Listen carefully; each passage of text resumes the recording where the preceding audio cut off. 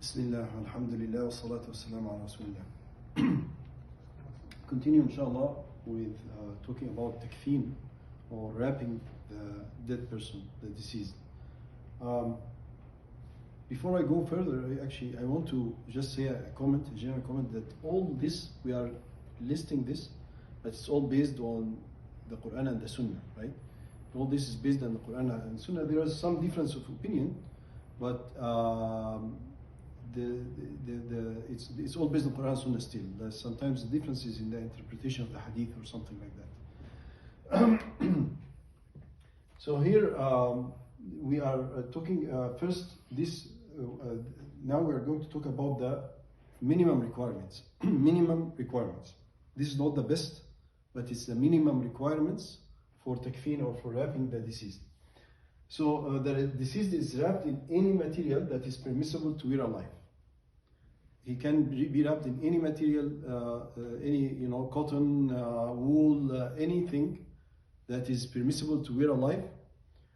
Even for women, silk is permissible, but it is disrecommended. It's makruh.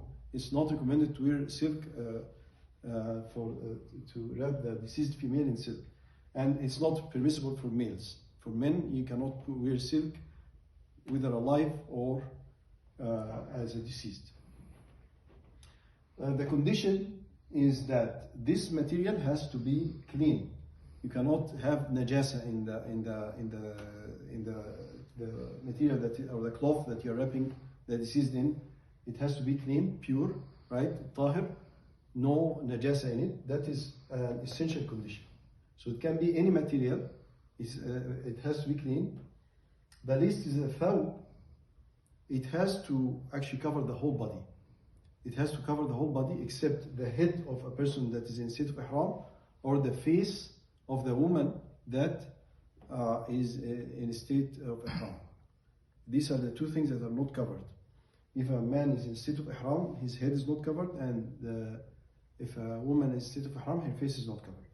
And that is also for the deceased. So after they die, the same thing. However, if